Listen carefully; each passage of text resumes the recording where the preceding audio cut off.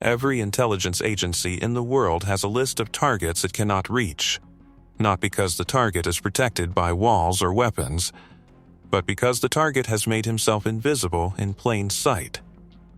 No phone, no public presence, no pattern that surveillance can map from a distance. He moves through a world that already knows how to hide him. A neighborhood, a community, a social fabric so tight that a stranger is identified before he speaks.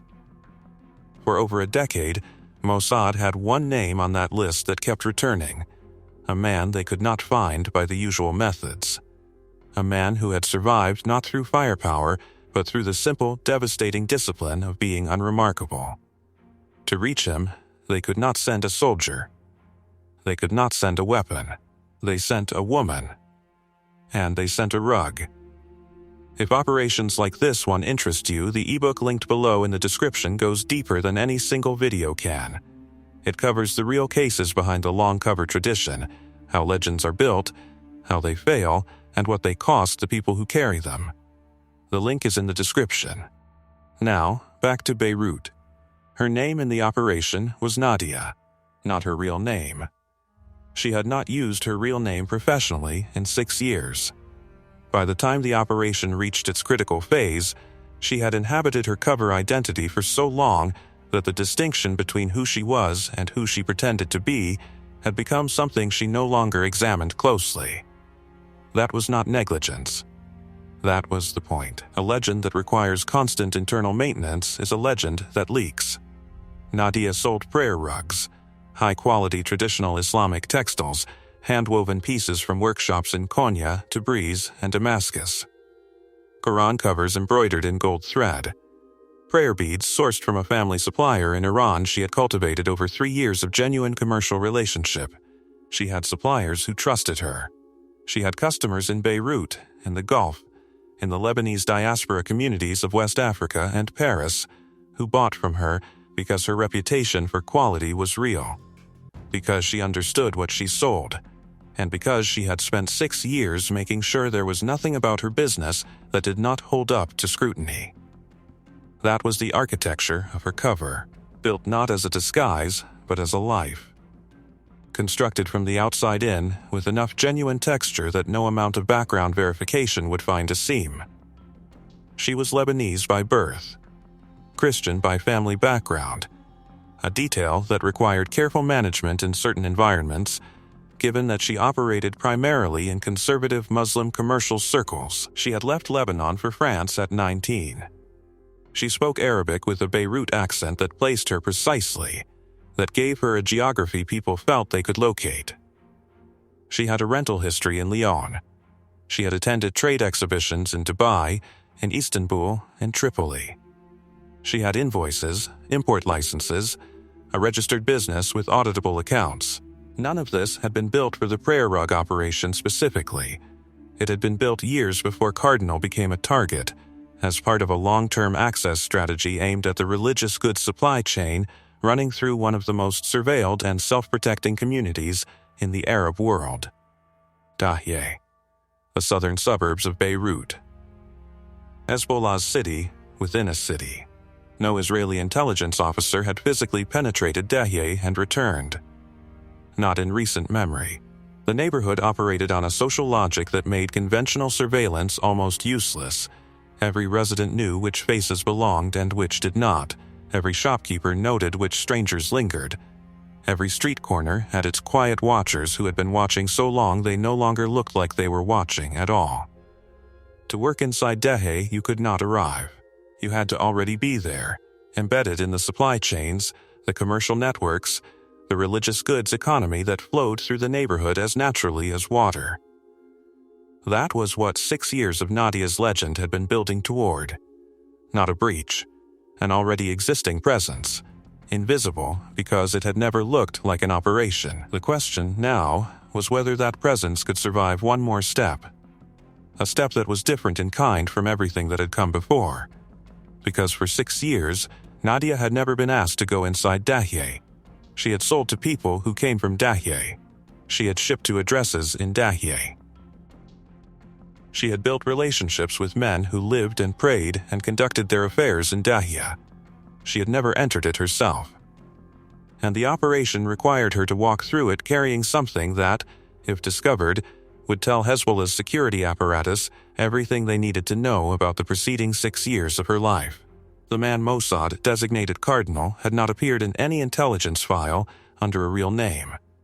He existed in the accumulated record as a composite, a fragment of a photograph taken at a wedding in Baalbek in 1994, where he appeared in the background unidentified.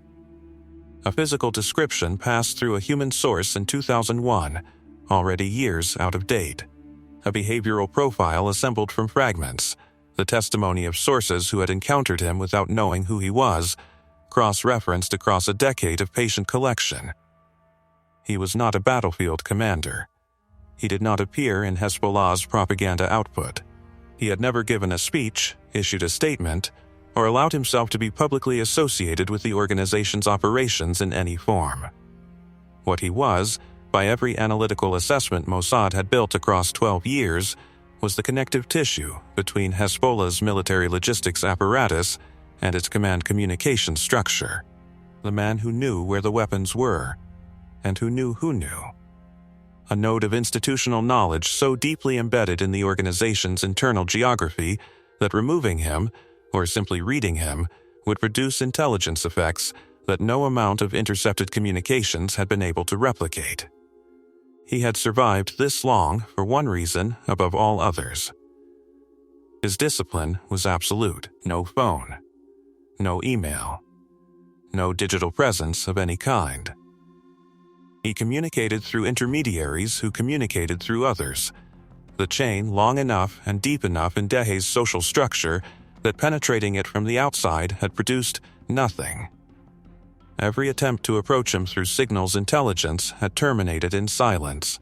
Every human source who might have placed an agent near him had been found to be inaccessible, compromised, or too close to the organization's internal security apparatus to risk. There was one gap in his discipline, one behavior that did not vary, had not varied in 7 years, and that no amount of operational security could obscure, because it was not a security vulnerability in the way he understood security vulnerabilities. Every day, at midday prayer, Cardinal prayed at a small private mosque on a side street in Dahi. Not the large mosque visible from the main boulevard. A neighborhood mosque, its congregation almost entirely drawn from men connected to the organization. A place where a stranger would be noticed before he reached the door. A place where the rugs on the floor had not changed in 4 years. The object at the center of the operation was not a weapon. It did not contain explosives. It could not be activated remotely in any conventional sense. It was a prayer rug, genuine, hand-woven in Konya, of a quality indistinguishable from the finest pieces in Nadia's commercial inventory. Deep red geometric pattern, cream border. The kind of rug that could sit in any devout household in Lebanon without drawing a second glance. Into its structural backing, not the visible surface, not the underlay, but the internal layer that gives the rug its body, a component had been integrated during a reweaving process that required the rug to be partially disassembled and rebuilt. What that component could do, under specific conditions, was return a location signature when interrogated by a receiver operating at a precise frequency from within range. What it could not do was emit anything under normal conditions. No radio frequency a standard sweep would identify. No battery. No signal. To anyone who examined it, and the assumption was that it would be examined, that Hezbollah's security consciousness meant nothing entering its spaces went uninspected, it was a rug. The operation depended on getting it inside the mosque, getting it placed in the right section of the prayer hall, and keeping it there long enough for the receiver, positioned in a vehicle nearby, to confirm which man knelt on it every day at noon. 3 steps. Each one contingent on the one before. None of them guaranteed. And Nadia, standing at the edge of the plan in the spring of 2008, about to make contact with a 70-year-old schoolteacher named Haj Walid, who had no idea what she was, Nadia did not know that somewhere inside Dahieh, inside the same mosque she was preparing to enter, a man was already watching the donations that arrived. Watching, Feeling reports. Waiting for something he could not yet name. She did not know he existed. Which meant she could not know whether he had already noticed her. Haj Walid was not a difficult man to read. 73 years old, retired schoolteacher, 4 decades in Dahye. He had outlasted 3 wars, 2 Israeli invasions, and the slow transformation of his neighborhood from a mixed working-class district into something that answered to a different authority entirely. He had not chosen that transformation. He had simply remained, the way certain people remain, not from ideology, but from the particular stubbornness of a man who has decided that the place he built his life is the place he will finish it. He prayed 5 times a day. He maintained the mosque committee's records with a precision that embarrassed men half his age. He bought good rugs because he believed that the space where a man meets God deserves the same attention a man gives to his own home. He had bought from Nadia 3 times. The first time by correspondence, through a reference passed from a Gulf contact who had used her for a hotel prayer room renovation in Abu Dhabi. The second time again by mail, for a set of individual prayer mats his daughter had wanted as gifts. The third time in person, at a trade exhibition in Tripoli where he had spent 40 minutes examining her inventory and had eventually purchased 2 pieces he described, with the precision of a man who knew what he was looking at, as the finest Turkish work he had seen outside Istanbul. He trusted her in the way that a careful man extends trust, slowly, conditionally, based on accumulated evidence rather than instinct. She had delivered what she promised. Her prices were fair. Her knowledge of her own product was genuine and detailed. He had no reason to think further. Nadia had been told, in the briefing for this phase, that the approach had to feel like her idea, not an organizational decision, not a commercial pitch. A personal gesture, the kind of thing a woman does when she is holding something she believes deserves a better home than a warehouse shelf. She contacted Haj Walid by phone. The call was short. She told him she had received a final consignment from her Konya supplier, a family workshop retiring after 3 generations, selling off the last of their inventory. The pieces were exceptional. Too fine for commercial retail, she said. She had thought of him. She had thought of the mosque. She was offering 2 rugs as a donation, in memory of her father, who had died recently. Her father was alive and well in Lyon. He had no idea his death was being used as a door opener in a Beirut phone call. Haj Walid said he was moved by the gesture. He said he would speak with the imam. He called back within 2 days and told her to come on a Thursday morning before midday prayer. She told her handler that evening. The handler's response was not what she expected. He told her to wait. There were people inside Mossad's Lebanon desk who believed the operation should have been aborted 6 weeks earlier. Not because of anything Nadia had done. Not because of any specific intelligence suggesting her cover had been probed. But because of a change in Hezbollah's internal security behavior that had been observed across multiple unrelated operations in the preceding months. A tightening. A new attentiveness to the movement of goods and people through Dahye that suggested either a specific threat had been detected somewhere in their network or that a general security review had been ordered from above. The argument made in at least 2 internal reviews was straightforward. The operation's value depended on access that had taken 6 years to construct. The single act of entering Dahye with the device risked burning that access permanently, regardless of whether the operation succeeded or failed. If the device was discovered, not necessarily traced back to Nadia, just discovered as anomalous, the security review that followed would eventually work backward through every recent contact the mosque had had with anyone outside its established circle. Nadia's donation would sit at the top of that list. The counter-argument, made by the case officers who had run the operation from its beginning, was also straightforward. The window was narrowing. Cardinal's behavioral pattern had held for 7 years. That kind of consistency does not last indefinitely. Men with his level of institutional knowledge do not remain in fixed positions forever. They are moved. promoted, reassigned, or they changed their routines in response to pressures invisible from the outside. The prayer pattern was the only reliable access point that existed. If they did not use it now, they might not have it in 6 months. The abort discussion lasted 4 days. It was not resolved cleanly. The decision to proceed was made not by unanimous agreement, but by authority, by the case officer who held operational responsibility signing off on a risk assessment that several of his colleagues believed was optimistic. Nadia was not told any of this. She was told to proceed on Thursday morning. She was not told that 2 of the people who knew her identity and her mission had recommended, in writing, that she not walk through that door. The mosque was smaller than she had expected from the outside. She had studied photographs, overhead imagery, street-level images pulled from multiple sources and assembled into something close to a floor plan. She knew the entrance orientation. She knew the approximate dimensions of the prayer hall. She knew where the front rows were relative to the entrance, and she knew, from the behavioral intelligence that had taken years to accumulate, that Cardinal positioned himself in the second row, left side, every day without exception. What the photographs had not conveyed was the quality of attention in that room.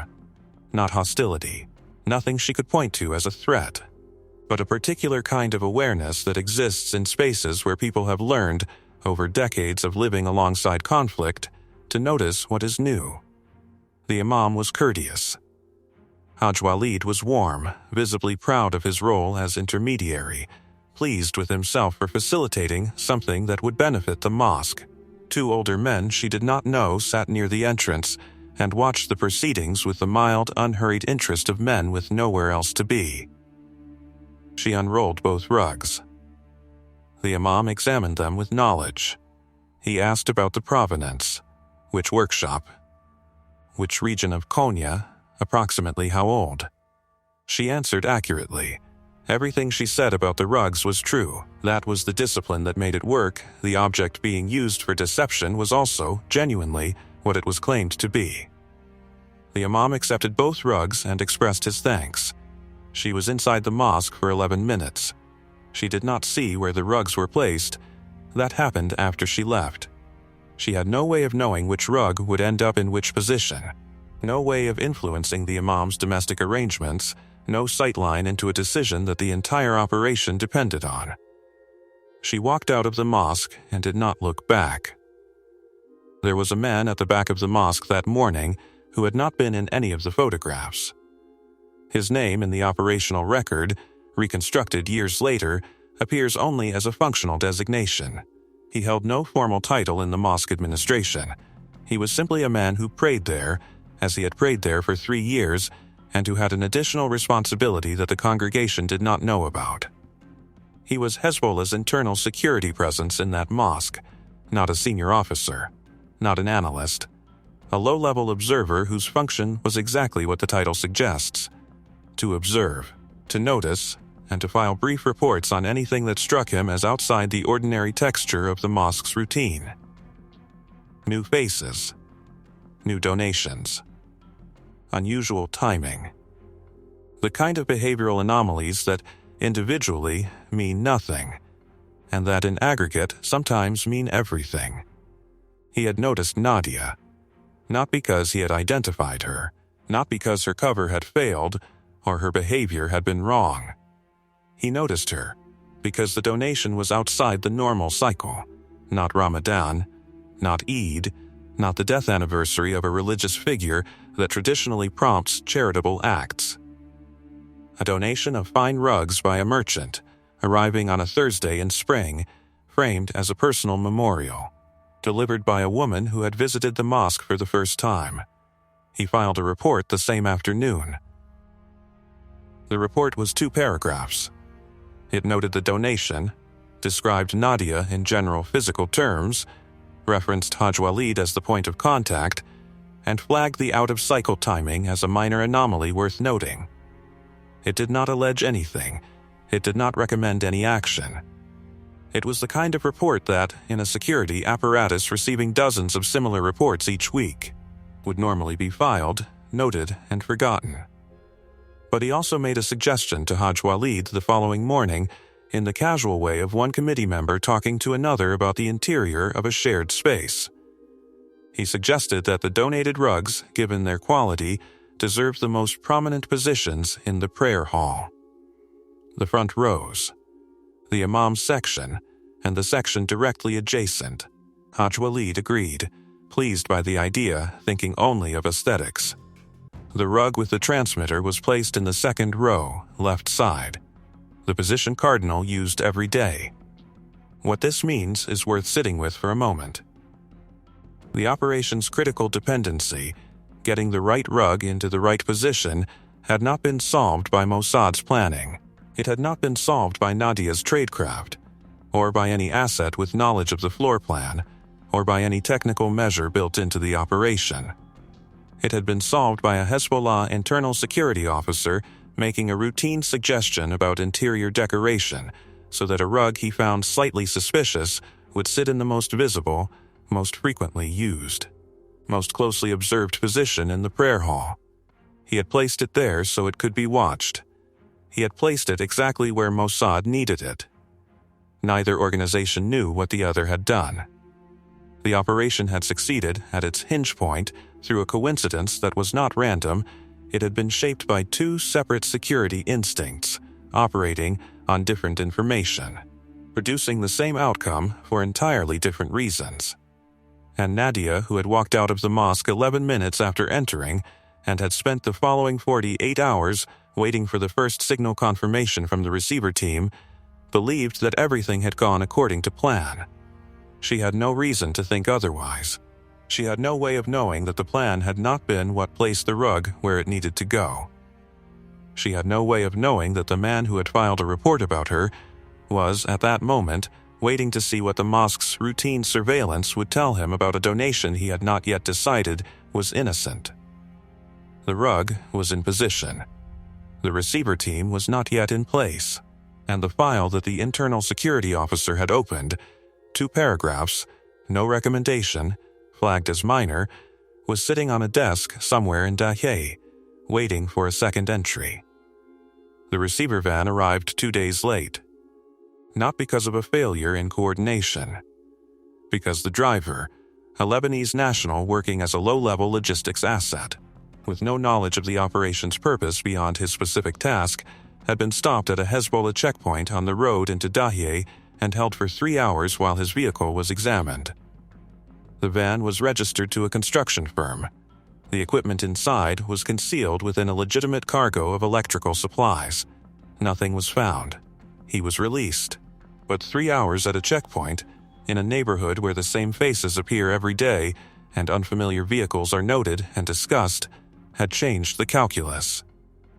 Bringing the van back on the same day would mean returning to a street where it had already drawn attention. The case officer made the call. Stand down. Wait 48 hours. Re-enter on a different approach route. Park on a different street. 48 hours during which the rug sat in the mosque, the transmitter dormant, confirming nothing. 48 hours during which Nadia waited in her apartment in Hamra with nothing to do but run back through every minute of the 11 she had spent inside the mosque, looking for the thing she might have done wrong. She did not find one. That was the problem with this stage of an operation. The absence of evidence was not the same as evidence of absence. You could review your own performance perfectly and still be burned by something you had not done, had not said, had not even been present for. She had been trained to sit inside that uncertainty without letting it distort her judgment. She sat inside it for 48 hours and told herself it was discipline and not denial. The van returned on a Tuesday. Different street. 43 meters from the mosque's side entrance rather than the 40 originally planned. The technician inside had been briefed on the adjustment. The receiver's effective range was 60 meters. 43 was well within it. The van parked at 11:40 in the morning. Midday prayer began at 12:17. The technician ran a preliminary check at 12:05. Standard procedure: confirm the equipment was functioning before the congregation assembled. The check was clean. Equipment operational. No interference from the surrounding environment. At 12:14, 3 minutes before the call to prayer, he ran the first interrogation sequence. No return signal. He ran it again. Nothing. He waited. Checked the calibration. The equipment was functioning correctly. The frequency was set correctly. The range calculation was within parameters. He ran the sequence a third time at 12:19, 2 minutes into prayer. Nothing, the possibility that had existed at the margins of every operational review and had never been given its full weight, was now occupying the center of the technician's attention. The rug was not there. Either it had been moved before the operation could confirm it, or it had been found, or it had been placed in a section of the prayer hall that the receiver, at 43 meters on this approach angle, could not reach cleanly. He did not make contact with the case officer during the prayer. Operational protocol was explicit on this. No communication from the vehicle during active surveillance windows. He waited. He ran the sequence again at 12:31 as the congregation began to disperse. The return signal came back clean. The case officer's assessment, delivered that evening in a brief that Nadia was not included in, was that the earlier failures had been an angle problem. The receiver's interrogation beam had not been sufficiently aligned with the rug's position during the first 3 attempts, and the congregants themselves, bodies in the prayer hall, had introduced enough interference to suppress the return. Once the hall began to empty, the geometry had cleared. This assessment was reasonable. It was also, in at least one particular, wrong. What the case officer did not know, what no one on the operational team knew at that stage, was that the rug had been temporarily moved that morning. Not removed from the mosque. Moved within it. One of the older men who helped maintain the prayer hall had, before midday prayer, shifted the front row rugs slightly to accommodate a visiting congregant who used a wheelchair, and in the process had repositioned 3 rugs by approximately half a meter each. The rug with the transmitter had ended up at an angle that placed its backing layer partially beneath the edge of an adjacent rug. It had been returned to its original position during the post-prayer tidying. The geometry had not cleared because the hall had emptied. It had cleared because someone had straightened a rug. The case officer proceeded on the basis of his own explanation. He marked the operation as confirmed active and approved the next phase. The assumption he was operating on, that the receiver's angle had been the problem, and that repositioning the van slightly on the next visit would produce consistent results, was not challenged, because no one in the team had visibility into what had actually happened on that prayer hall floor. Confirmation visits ran on alternating days for the following 2 weeks. 12 visits total, signal confirmed on 9 of them. 3 gaps, attributed by the team to environmental interference, congregant density variation, and once to equipment recalibration that had drifted slightly out of optimal range. On the 11th visit, the technician noted something he had not noted before. A second vehicle, parked on the same street, approximately 20 meters further along, commercial plate, different make. Present on the 10th visit as well, he confirmed when he reviewed his own logs. He had not flagged it then, because a single repeat vehicle on a Dahe street carries no automatic significance. Vehicles park where vehicles park, but twice, same street. Close enough to be within the acoustic and visual range of anyone in that vehicle who was paying attention to who else was parked nearby. He flagged it on his return, noted it as a possible. Not a confirmed surveillance, a possible. The case officer reviewed it and made the assessment that it was residential, someone from the adjacent building who used that stretch of street regularly. He noted it in the file as low concern and did not escalate. Nadia was not told. The signal moved for the first time on a Friday. Not during prayer, late afternoon after the mosque would have closed for the day. The receiver van was not positioned at that time. The visit schedule ran midday only, and the Friday afternoon movement was captured not by the van, but by a separate passive monitoring asset that the technician had never been briefed on. A fixed installation, the details of which remain outside the public record. That had been running quietly in the background as a contingency layer. The case officer received the movement data the following morning. The signal had traveled north through Dahieh and stopped approximately 800 meters from the mosque at a residential building on a street the team had no existing intelligence on. It had remained there for 51 hours before returning. This was the first confirmed movement. The first evidence that the rug had left the mosque in the hands of someone who had then traveled to a location that was not in any existing file. In the operational record, this moment is described with the kind of language that intelligence reports use when they are trying to convey significance without overstating certainty. A notable development consistent with the operation's targeting objectives. What it meant in practice was that Cardinal, or someone close enough to him to borrow a mosque rug, had carried the transmitter to an address that Mossad had never seen before. The case officer called it a breakthrough. He was not wrong. He was also not aware that on the same morning he received the movement data, Nadia had received something she did not immediately tell him about.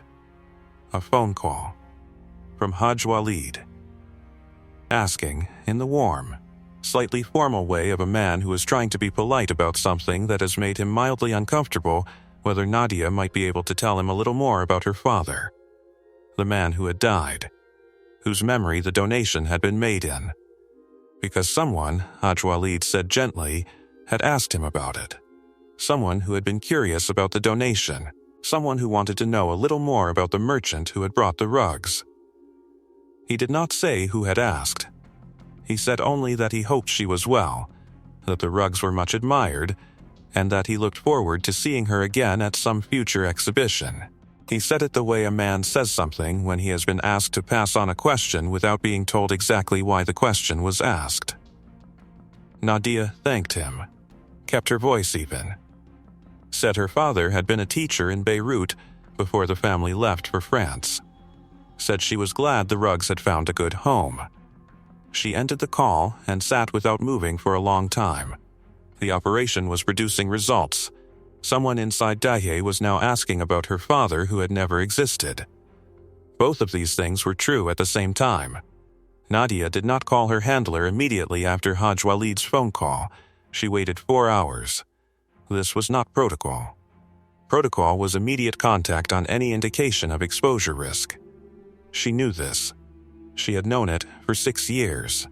The 4 hours were not a failure of training. They were something more precise than that. A last interval of control before the situation became someone else's to manage. Once she called, the operation would belong to the machinery around it. The case officers, the analysts, the people in rooms she had never seen who would weigh her safety against the value of what the signal was still producing. For 4 hours, it was still hers. She called at 9 in the evening.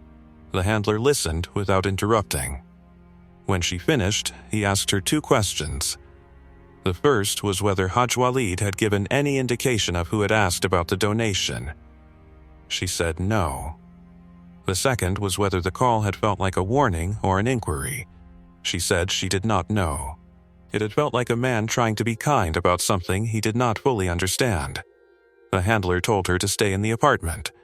He would call back within 2 hours. He called back in 40 minutes and told her to begin closing procedures. Closing procedures, in the operational language Nadia had been trained in, meant something specific and irreversible. Not evacuation.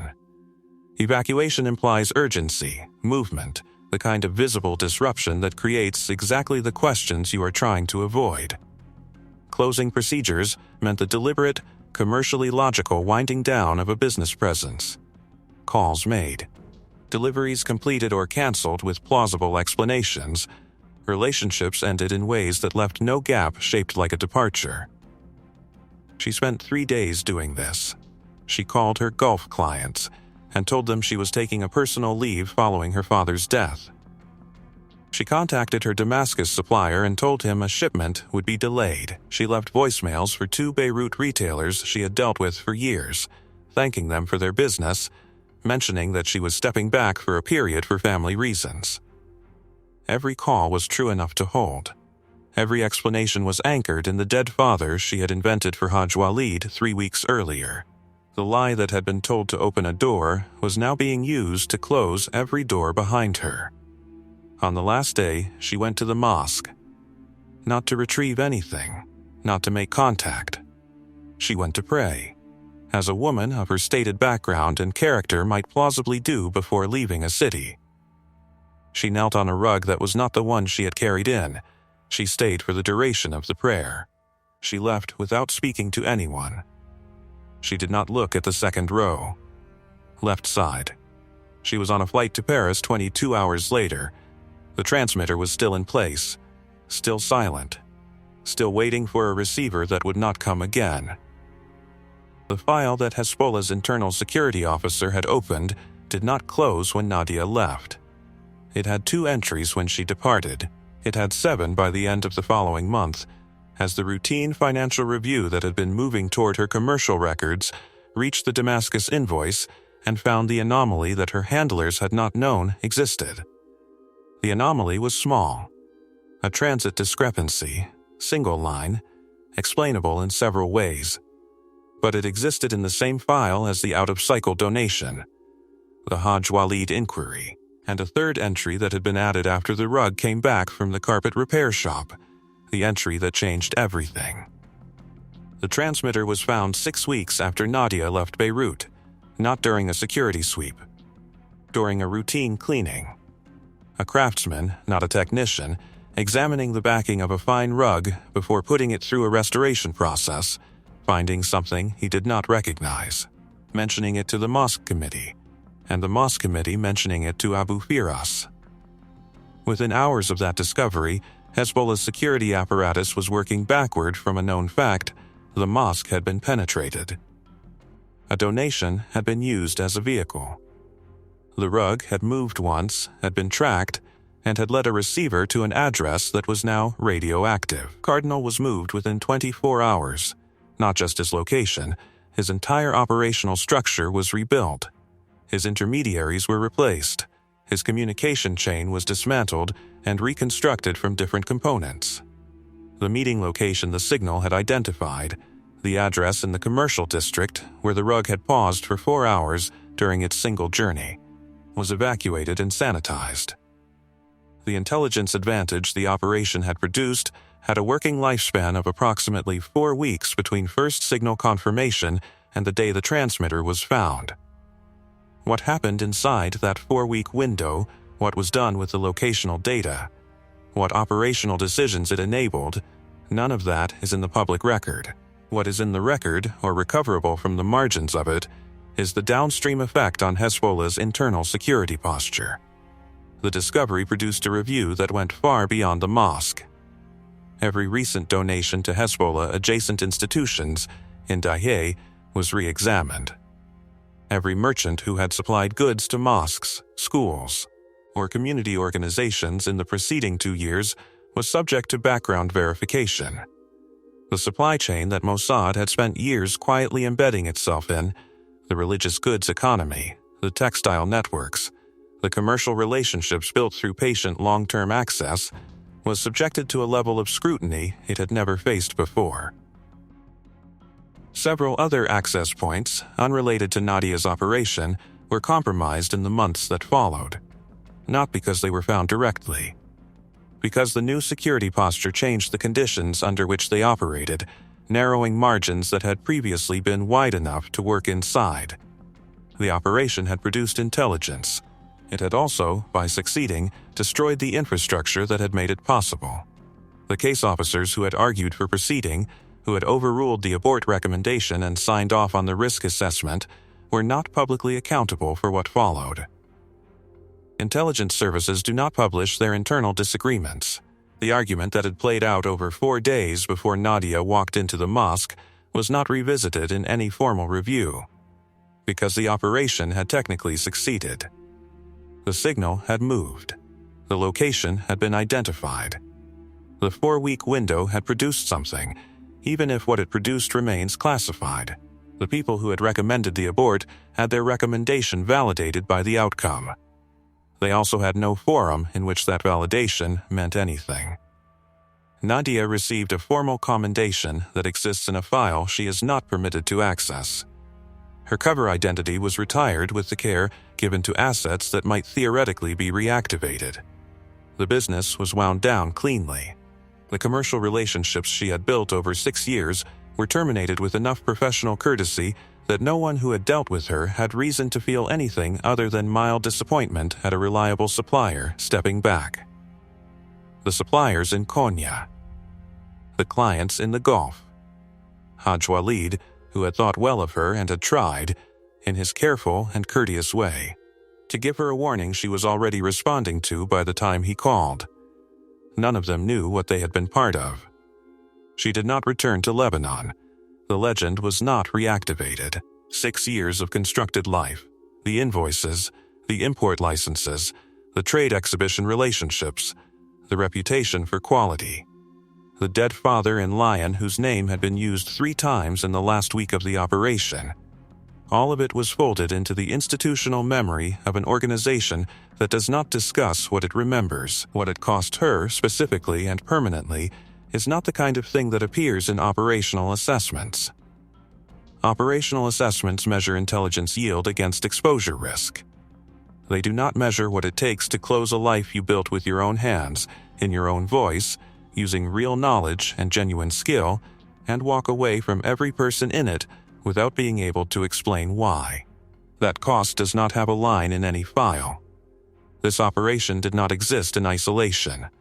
It was built on a doctrine, the long legend, the years-deep cover, the identity constructed so carefully that it begins to hold genuine weight, genuine relationships, genuine stakes.